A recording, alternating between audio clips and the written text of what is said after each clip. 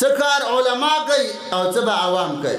علما به خلکو ته سبق وایي، خو د مدرسې بنیاد، د مدرسې ضرورتونه پوره کول، د هغې تعمیر کوله، دا د عوامو کار دی.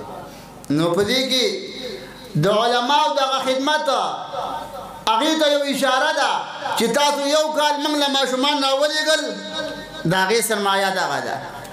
تاسو کومې پیسې موږ له راکړې دي او د قبر دپاره م لګولي. هر څوک چې کار کوي د قبر دپاره یې کوي. تاسو مدرسې لکه مچانده راوړې ده، نو هغه خو دا د ښکاره ده.